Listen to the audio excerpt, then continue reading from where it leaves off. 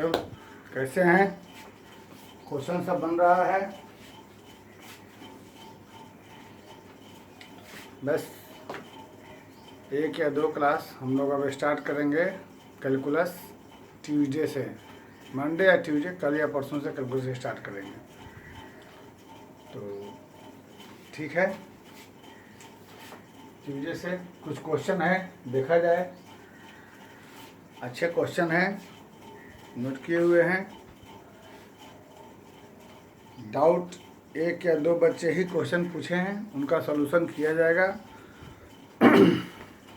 फिलहाल यहाँ तक कंप्लीट कर लीजिए, फिर आगे हम लोग कैलकुलस से स्टार्ट करेंगे।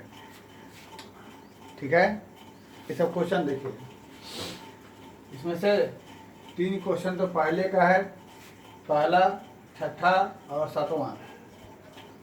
बाकी कुछ नए क्वेश्चन हैं। तो सबसे पहले थोड़ा सा जगह बनाने के लिए क्वेश्चन नंबर 3 को देखिए। क्वेश्चन नंबर 3 में बोल रहा है, which of the following function contain only one integer in its range. मतलब ये 4 ऑप्शन है। एफ एक्स बराबर half cos inverse 1 minus x square 1 plus x square. S G यानी सिग्नम फंक्शन। सिग्नम फंक्शन याद करिए, क्लास 11th में function के type पढ़ाए गए थे। Signum function, signum function x plus 1 by x, H x बराबर के एक्स। या इस चारों का जो रेंज निकालेंगे तो किसमें कौन सा ऐसा होगा जिसमें सिर्फ एक ही इंटीजर होगा। रेंज में सिर्फ एक ही आंसर होगा, वो भी इंटीजर होगा। तो सवाल यह है कि जब पहला को देखते हैं तो पहला में हमारे पास हो जाएगा 2 tan इनवर्स x फार्मूला से इसका। और tan इनवर्स का रेंज कहाँ से कहाँ होता है ये आप लोगों को मालूम है। -π/2 से लेके +π/2 तक ओपन इंटरवल। तो इसमें तो एक के रेंज हमको एक इंटीजर होना नहीं, तो पहला ऑप्शन नहीं रहा। दूसरा ऑप्शन, सिग्नम फंक्शन के बारे में हम जानते हैं। सिग्नम फंक्शन का 3 वैल्यू होता है, 1, 0, -1। यह कब होता है पॉजिटिव, यह कब होता है 0, यह 0 से कम। तो इसको अभी डिस्कस करने वाली बात नहीं है, ये हम लोग 11th में पढ़े थे। और फिर यदि हम 11th वाला तो 12 का फंक्शन पढ़ाएंगे तो 11th वाला रिवाइज कराएंगे ही, लेकिन इतना नहीं होगा। हाँ, 11th का फंक्शन पढ़ाएंगे, उसमें ये सब बात मेंशन करेंगे। तो यहाँ भी 3 तरह का आंसर हो रहा है, ये आपको फिलहाल अभी जान लेना है कि ऐसा होता है। तो यहाँ पर gx का रेंज 3 दिखाई दे रहा है। पॉजिटिव 0 x के लिए 1, निगेटिव x के लिए -1 और 0 के लिए 0। तो इसका आंसर हो गए 3। इसमें भी एक ऑप्शन नहीं रहा। और ये C, तो C में तो भाई sin x का बहुत सारा वैल्यू होगा, तो hx का बहुत सारा मान होगा, C भी नहीं रहा। तो अब अंडरस्टूड है कि हमारा D ही रहेगा आंसर। लेकिन अब सवाल यह है कि D ही रहेगा, तो D क्यों रहेगा, ये बहस करने वाली बात है। तो देखते हैं D क्यों रहेगा। ये जो हमारे पास kx है, इस अंदर वाले को यदि आप ऐसा कर दें, लिख सकते हैं। तो सोचिए, इसकी मिनिमम वैल्यू 0, तो पूरे की मिनिमम वैल्यू क्या हो जाएगी, 1। और कॉस इनवर्स का मैक्सिमम वैल्यू 1 होता है। इसका मतलब ये पूरा तभी सेटिस्फाइड रहेगा, तभी वैलिड रहेगा, जब ये वाला 0 और ये वाला 0 होने कब होगा, जब x बराबर 1 होगा, क्योंकि 1 के अलावा कुछ भी रखने पर ये पूरा 1 से ज़्यादा हो जाएगा जो कि वैलिड नहीं है। तो जब एक इसमें ये वाला kx जो फंक्शन है सिर्फ x बराबर 1 पर ही वैलिड हो रहा है और कुछ नहीं, यानी एक ही नंबर है जिसको रखने पर यह फंक्शन वैलिड होगा। इसका मतलब जब इसमें डोमेन में एक ही है x बराबर 1 तो इसका रेंज भी एक ही रहेगा। इसलिए इसके फंक्शन की एकमात्र वैल्यू निकलेगी, जो भी निकलेगी 1 रखने पर, वो तुम्हें मालूम होनी चाहिए। x बराबर 1 रखने पर ये 0 हो जाएगा, तो cos इनवर्स 1 का वैल्यू क्या होगा, वही इसका रहेगा रेंज और कुछ नहीं। इसलिए इस सवाल का ऑप्शन क्या हो गया हमारे पास, जी। ठीक, चलिए, वेरी गुड। अब आइए, एक बहुत ही अच्छा क्वेश्चन है 3 नंबर। तो दिखने में तो आसान लग रहा है, लेकिन जो दिखता है असल में वो होता नहीं। 3 नंबर के पहले एक भी देख लीजिए, सॉरी 2 के पहले एक भी देख लीजिए। तो LHS बराबर RHS जब रहेगा तभी हमारा सॉल्यूशन निकलेगा।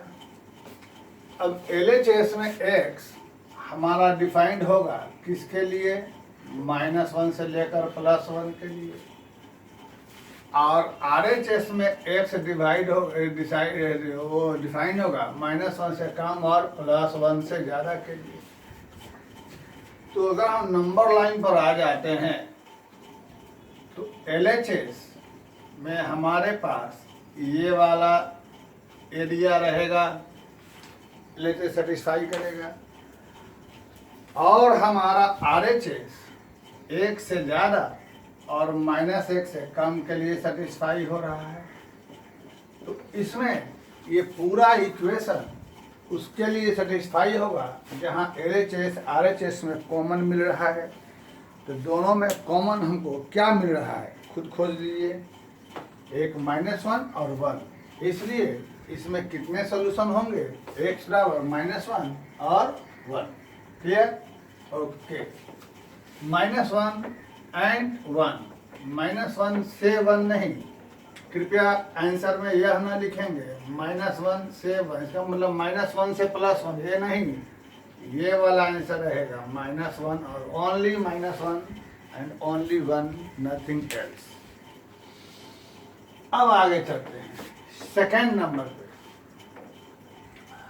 सेकंड बनाते हैं तो ऐसे तो सीधे लिख देंगे x यह बराबर 2 tan इनवर्स x या बराबर 2 tan इनवर्स x लिख देते हैं, इसमें कोई प्रॉब्लम नहीं आता। लेकिन जब भी कभी कहीं भी ऐसा सिस्टम दिया हुआ हो, जैसे आप लोग डिफरेंशिएशन जब बनाइएगा तो इन्वर्स वाला डिफरेंशिएशन जब बनाइएगा तो खास करके RD शर्मा किताब में पूरे क्वेश्चन में ही ऐसा ऐसा चीज़ कंडीशन दिया रहेगा, तो बहुत कठिनाई होगी। तो कैसे होगा सो अभी देख लीजिए। सबसे पहले हम लोग यहाँ पर क्या करते हैं कि इस क्वेश्चन को जैसे ही प्रूव किया गया था उस हिसाब से चलने के लिए इसमें x की जगह tan थीटा रख देते हैं, तो हमारा सिस्टम सेट हो जाएगा। तो इस क्वेश्चन में हमारे पास cos इनवर्स 1 माइनस क्या हो जाएगा tan स्क्वायर और 1 प्लस क्या हो जाएगा tan स्क्वायर थीटा प्लस में sin इनवर्स हो जाएगा। तो जहाँ भी ऐसा उत्पटांग सवाल होगा वह ऐसे ही बनेगा, tan जो हम लोग शुरू में बेसिक वाला पढ़े थे उस बेस पर।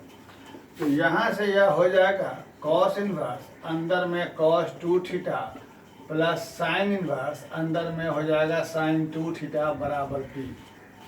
यहाँ से आप डायरेक्ट 2 थीटा नहीं लिखेंगे, यहाँ से डायरेक्ट 2 थीटा नहीं लिखेंगे। क्यों? क्योंकि डायरेक्ट 2 थीटा तब लिखाएगा जब यह 2 थीटा यानी ये वाला चीज़ आपको रहेगा -π/2 से +π/2। यहाँ से भी 2 थीटा तब होगा जब यह रहेगा 0 से पाई, जो कि कॉस का रेंज होता है, कॉस इनवर्स का रेंज होता है। तो आइए यहाँ देखते हैं, हमें दे रहा है x -1 से लेकर कहाँ तक 0 तक, है ना। तो हमने x बराबर क्या माना है, tan थीटा। तो हम tan थीटा ले लेंगे कहाँ से कहाँ, -1 से 0। तो थीटा हो जाएगा हमारा -π/4 से 0। तो 2 थीटा हो जाएगा -π/2 से 0। सोचो 2 थीटा हमारा हो रहा है फोर्थ क्वाड्रेंट में, इस जगह हो रहा है। तो इस जगह होने पर कॉस इनवर्स का ये जो है हो जाता है -2 थीटा, और ये जो है हमारा चूंकि इसका रेंज -π/2 से +π/2 रहता है, तो ये सीधे क्या हो जाता है 2 थीटा। समझे बात को। ये वाला सीधे वही उतरेगा कब, जब ये रहेगा 0 से लेके पाई तक, लेकिन यह -π/2 से 0 है, इसलिए यहाँ क्या हो जाएगा -2। अभी कुछ हो सकता है कि नेक्स्ट वीडियो में हम ग्राफ बताएं, उसमें और ज़्यादा फिर से क्लियर हो जाएगा यह।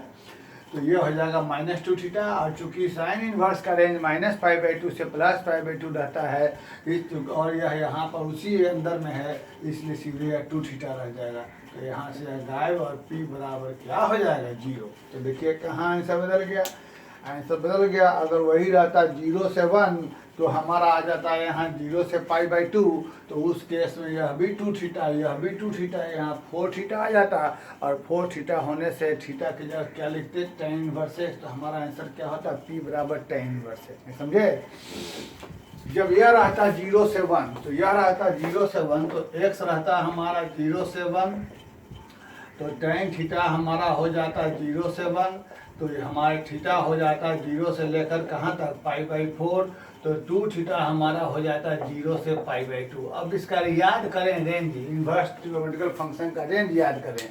जब यह 0 से π/2 रहता है, तो यह 2 थीटा का वही रह जाता है, इसका वही रह जाता है। तब उस केस में यहाँ होता है p बराबर 2 थीटा प्लस 2 थीटा, यानी p बराबर 4 थीटा।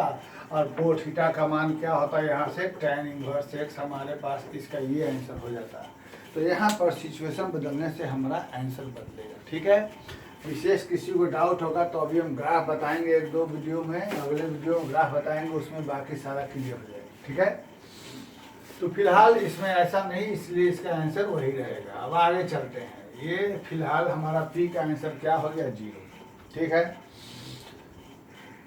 फर्स्ट हो गया, सेकंड हो गया, थर्ड हो गया। अब चलिए जरा नंबर 4 पर आ जाइए। 4 के बारे में सोचिए तो क्या है, कैसे बनेगा 4।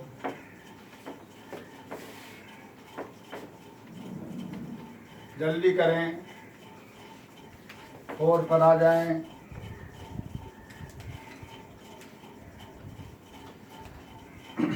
सोचें कैसे बनेगा। बड़ी अच्छी चीज़ है, बहुत ही अच्छी चीज़ है 4।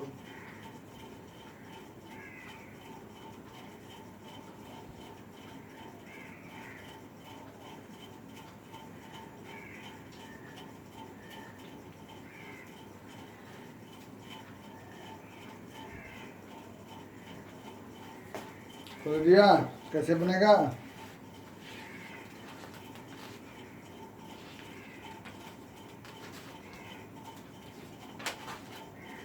देखिए हम लोग पहले थोड़ा सा इस पर आते हैं। ये जो सिस्टम हमारे पास है ना, 2 - √3/4, थोड़ा इस पर दिमाग लगाते हैं। ये जो चीज है, तो इसमें हम लोग ऐसा करते हैं, ऊपर नीचे 2 से डिवाइड मल्टीप्लाई कर देते हैं, 2 से डिवाइड मल्टीप्लाई कर देते हैं। ठीक है। आगे ऐसा होने के बाद ये 4 जो है उसको लिखेंगे 3 + 1 - 2√3। सोचिएगा, यहाँ के बाद ये हो जाएगा √3 - 1 का होल स्क्वायर। तो ये वाला रूट हट के हो जाएगा √3 - 1, 8 का रूट क्या होता है, 2√2। ठीक है। कैसे क्या देख लिया। अभी हमने इसको लेके चला, इसकी जगह क्या किया, ऊपर नीचे 2 से डिवाइड मल्टीप्लाई कर दिया, तो 4 - 3 प्लस 1, 3 को √3 का स्क्वायर लिखेंगे प्लस 1 तो a माइनस बी का होल स्क्वायर। आइए सवाल में थोड़ा और खुरफात है। साइन इनवर्स कॉट, इसकी जगह हुआ उठा के पुट कर दो।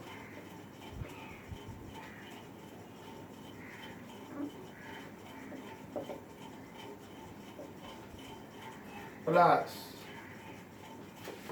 12/13, 12 को 2√3/4, 2√3 लिख सकते हो 12 को, तो ये कट के क्या बचेगा हमारे पास √3/2।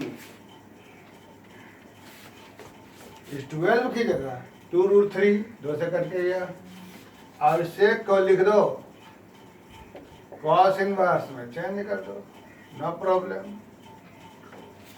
अब जिसकी जो वैल्यू मालूम है उठा के पुट कर दो। साइन इनवर्स, चलिए साइन कितने का वैल्यू ये रहता है मालूम होना चाहिए, 15 डिग्री, मतलब π/12। इसका वैल्यू क्या रहेगा 15 डिग्री, डिग्री में लिख देते हैं, नो प्रॉब्लम। कॉस में √3/2 कितने एंगल का होता है सोच लिया जाए, 30 डिग्री लिख दिया जाए। ऐसे लिखिएगा π/12, यहाँ π/6। फिर कॉस में 1/√2 कितने के लिए होता है 45 लिख दिया जाए। अब मेरे ख्याल से मेरे बताने के लिए कुछ बचा नहीं, अंदर में क्या हो जाएगा cot 90, cot 90 का वैल्यू क्या होता है 0, और साइन इनवर्स 0 क्या हो जाएगा हमको 0, नो प्रॉब्लम। ये हो गया 90, तो cot 90 0 और साइन इनवर्स 0 क्या हो जाएगा 0 आंसर हो गया इसका। तो यहाँ पर खूबसूरती इस जगह पर थी, ठीक है। चलिए 5 नंबर में आ जाइए।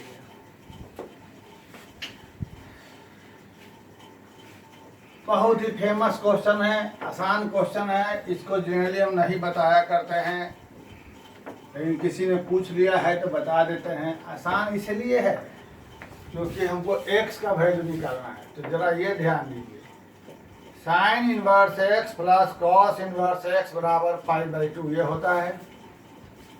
तो ये 1π/2 तब होता है जब ये दोनों सेम रहे। तो यहाँ π/2 है, तो इसका मतलब ये रहेगा कि ये वाला और ये वाला दोनों सेम रहेगा, है ना। तो लिख दिया जाए, यहाँ से क्या हो जाएगा x माइनस, ये बहुत ही आसान क्वेश्चन है, कोई मुश्किल नहीं है, minus equal to x4/2 plus x6/4 minus. बच्चों एक पढ़ा होगा इनफाइनाइट जीपी, इसका सम होता है फर्स्ट टर्म बटा 1 minus r। Infinite GP first term क्या है x, कॉमन रेशियो क्या है -1/2, 1 माइनस x/2। फर्स्ट टर्म क्या है x², कॉमन रेशियो -x²/2, है ना जी। अब हम यहाँ से एक x काट सकते हैं या छोड़ सकते हैं, बाद में देखा है। एक x अभी नहीं, इसको सॉल्व करके 2x/2 प्लस x, यहाँ 2x²/2 प्लस x²। इसको जब हम लोग सोल्व करेंगे तो हमको क्या होगा कि एक x कॉमन निकलेगा, और कॉमन जहाँ निकलता है वहाँ पर हमको 0 हो जाता है, आपको मालूम होना चाहिए, है ना। जहाँ कॉमन निकलता है वहाँ पर यहाँ 0 हो जाता है, शायद आप लोग को मालूम होना चाहिए। इसका आंसर क्या है निकाल सकते हैं यहाँ से आप लोग। आंसर हम लिख देते हैं इस सवाल का।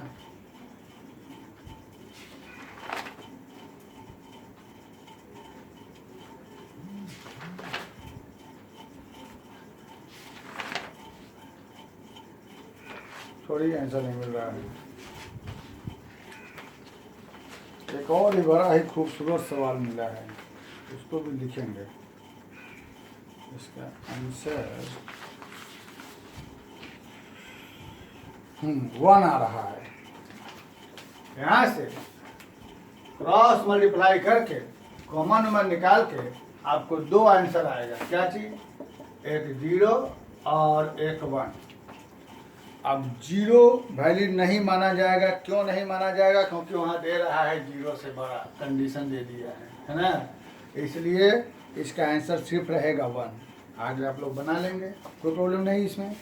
कैसे बनाएंगे? इजी काम है। चलिए, बहुत दिन से एक क्वेश्चन बचा हुआ था हमारे पास 6 नंबर, तो देख लिया जाए। बहुत दिन से बचा हुआ है। एक बहुत ही अच्छा क्वेश्चन मेरे ध्यान में भी आ गया, उसको लिख देना चाहिए। एनसीईआरटी एग्जाम्पलर का है। अच्छा, हम लिख देंगे फिलहाल ये क्वेश्चन इजी है। ये आपका एग्जाम्पलर में है। 6 नंबर में सबसे पहले बच्चों इसका इस्तेमाल करो, है ना। तो इसको इस्तेमाल करिएगा तो यहाँ हो जाएगा sign inverse x plus cos inverse x का होल स्क्वायर इंटू यह हो जाएगा। अब ये तो है, ये है तुम्हारे पास, ठीक है। क्वेश्चन की सत्यता की जांच कर ली जाए कि क्वेश्चन अभी हमने सत्य लिखा है या असत्य है। कई बार क्वेश्चन जब असत्य हो जाता है तो बनाते समय बहुत कठिनाई का सामना करना पड़ता है। लाइव क्लास रहता तो बच्चे सामने से बोल सकते थे sine inverse x plus cos inverse x, sine inverse x का whole square plus cos inverse का 5 पाई स्क्वायर बाई ए, ठीक है। तो ये भी पहले तो गिवन क्वेश्चन को हमने इस फॉर्मूला पर ब्रेक किया। अब इस जगह तो लिख देंगे हम पाई बाई 2। तो पाई बाई 2 लिखने पर ये वाला हो जाएगा पाई स्क्वायर बाई 4। अब यहाँ से यह दोनों एक जाति में होना चाहिए। तो एक जाति में होने के लिए हम इस कॉस को बदल देते हैं साइन में। वह भी कैसे? Pi by 2 minus sign inverse x बराबर यह हो गया। इसको उधर ले जाते हैं और यहाँ ब्रैकेट तोड़ते हैं। ब्रैकेट तोड़ेंगे तो 2 से 2 कैंसिल होगा, 2 से 2 कैंसिल होकर के हमें बचेगा minus pi sine inverse x और minus minus plus 2 sine inverse x का होल स्क्वायर, और यह उधर चला जाएगा तो बचेगा 5 pi square by 8 minus pi square by 4। ठीक है, क्लियर बात है बच्चों? चलिए, अच्छी बात है। यहाँ से हम लोग ऐसा करते हैं कि 2 साइन इनवर्स एक्स का होल स्क्वायर माइनस, अब ये हमारा घर के क्या हो जाएगा 8 pi pi square minus 2 pi square, तो 3 पाई स्क्वायर बाई 8, और इधर में ले आया जाए 3 पाई स्क्वायर 8 इधर में आ जाएगा तो हमारे पास क्या बचेगा माइनस 3 पाई स्क्वायर बाई 8 बराबर 0। अब चाहे जैसे निकालो, तुम्हारी मर्जी है।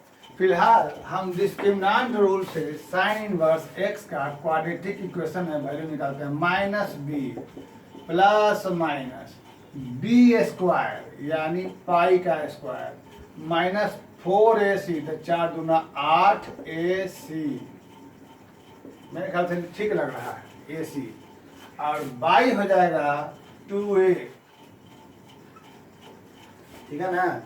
Minus b plus minus b square minus 4ac by 2a। अब यहाँ से ये वाला गायब हो गया, है ना। तो ऊपर में क्या बचेगा 3 पाई स्क्वायर। तो यहाँ से क्या हो जाएगा साइन इनवर्स एक्स बराबर पाई प्लस माइनस हो जाएगा, इसका हो जाएगा 2 पाई स्क्वायर बाई 4a, है ना। 2 पाई स्क्वायर नहीं 2 पाई खाली। अब यहाँ से घटना क्या क्या घटेगी, ठीक है, हो गया ना, 3 pi square plus pi 4 pi square का स्क्वायर रूट 2 पाई। एक बार जोड़ेंगे तो जोड़ने पर यहाँ साइन इनवर्स एक्स का वैल्यू हो जाएगा 3 पाई बाई 4, और एक बार माइनस करेंगे तो क्या हो जाएगा माइनस पाई बाई 4। दो वैल्यू आ गई। अब दो वैल्यू में एक यहाँ इनवैलिड हो गई, एक यहाँ वैलिड हो गई, तो इनवैलिड क्या हो गया सो सोच लिया जाए। ये वाला सिस्टम इनवैलिड माना जाएगा, नॉट वैलिड। क्यों? क्योंकि साइन इनवर्स में मैक्सिमम वैल्यू पाई बाई 2 तक ही रहता है, लेकिन यहाँ 3 पाई बाई 4 इसलिए इनवैलिड हो गया। तो बचा क्या हमारे पास, साइन इनवर्स एक्स बराबर माइनस पाई बाई 4, तो एक्स बराबर हो जाएगा साइन माइनस पाई बाई 4, और माइनस पाई बाई 4 होने से हमको एक्स बराबर क्या निकलेगा -1/√2। हमारा इस सवाल का आंसर निकल गया, ठीक है ना। अब हम लोग इसके आगे चलते हैं। इसका आंसर निकला -1/√2। अब 7 नंबर चूंकि बहुत लंबा है तो उसको ठहर के पहले हम 8 नंबर बताते हैं। 6 हो गया हमारा, हालांकि बनेगा 7 से ही, लेकिन 7 बहुत ही जबरदस्त है, थोड़ा लंबा है, और वो भी एनसीईआरटी एग्जाम्पलर का है। तो उसको ठहर के हम थोड़ा सा बताते हैं 8 नंबर। 8 नंबर में हमसे किसी ने पूछा है डाउट इसको, लेकिन हमको अच्छा लगा इसलिए बताते हैं। तो कॉस इनवर्स का फॉर्मूला होता है कॉस इनवर्स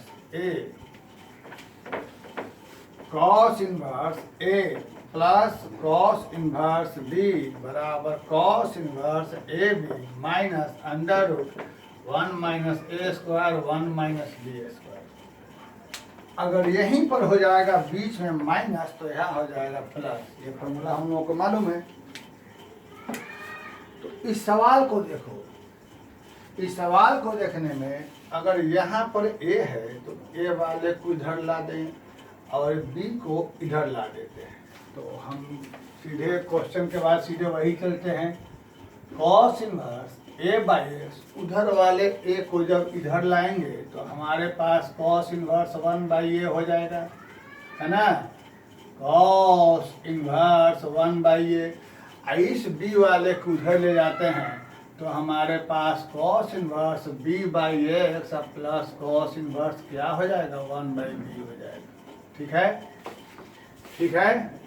अब ये वाला फंडा प्लस वाला आप यहाँ लगा दिया जाए, ए की जगह यह बी की जगह, तो आपके पास हो जाएगा cos inverse A by x into 1 by A minus 1 minus इसका स्क्वायर इंटू 1 माइनस इसका स्क्वायर, ठीक, बराबर यहाँ से कॉस इनवर्स यह इंटू में यह माइनस अंडर रूट 1 माइनस इसका स्क्वायर, यहाँ से अंडर रूट 1 माइनस इसका स्क्वायर। और ये कॉस कॉस गायब, तो यहाँ से ए कट जाएगा, क्या बचेगा 1 बाई एक्स, और यहाँ पर अंदर का ब्रैकेट भी तोड़ दिया जाए तो थोड़ा और मज़ा आ जाएगा। प्लस क्या हो जाएगा a square by x square into 1 by a square, ठीक है ना, ब्रैकेट तोड़ के। फिर यहाँ कॉस कॉस गायब, बी से बी गायब हो गया तो क्या बचेगा 1 बाई एक्स माइनस, यहाँ भी ब्रैकेट तोड़ दिया जाए तो क्या बच जाएगा यहाँ से plus b square by x square into 1 by b square. अब यह भी गायब हो गया, माइनस माइनस गायब हो गया, वेरी गुड हो गया, ठीक। अब ऐसा होने के बाद क्या करेंगे, यहाँ से स्क्वायरिंग बोथ साइड कर देते हैं, तो ऐसा करने पर यहाँ से रूट हट जाएगा 1 minus a square by x square minus यह, और प्लस यह भी कैंसिल, क्या बचेगा बराबर यहाँ से भी b square by x square minus, और ये भी कैंसिल, क्या बचेगा 1 बाई एक्स स्क्वायर। तो अब ये से 1 से गायब 1 बाई एक्स स्क्वायर गायब। अब क्या हो गया, अब ऐसा किया जाए यहाँ से कि पहले तो एक्स वाले को एक तरफ, तो इस वो बी वाले को इधर b square by x square minus a square by x square, और बाकी को उधर ले जाएगा, है ना। अब ऐसा करो कि यहाँ से एलसीएम ले लो, एलसीएम ले लीजिए यहाँ से आप लोग, लेफ्ट में भी एलसीएम, अच्छा एलसीएम, हाँ लेफ्ट में भी एलसीएम ले लिया जाए। तो एलसीएम लिया एक्स स्क्वायर, तो b square minus a square, इधर भी एलसीएम लिया a square b square minus 81, x square बराबर a square b square, x बराबर क्या हो गया, ये भी। ये आपका इस सवाल का आंसर है, ठीक है। अब एक क्वेश्चन और हम अच्छा लिख देते हैं और उसको ट्राई करिए, तब तक हम बाकी क्वेश्चन लेके अगले वीडियो में आते हैं। बहुत ही बेहतरीन क्वेश्चन है, तो मैं लिख देता हूँ। एनसीईआरटी एग्जाम्पलर का है, वेरी गुड क्वेश्चन है, उसको मैं लिख देता हूँ। क्वेश्चन नंबर 10, 9 तक तो यहाँ हो गया है। क्वेश्चन है सो डैट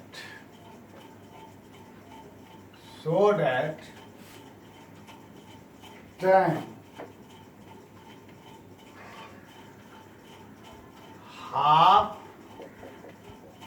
sin inverse 3/4 बराबर 4 minus root 7/3 and justify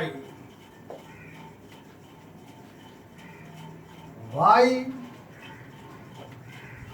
4 plus root 7/3 not valid।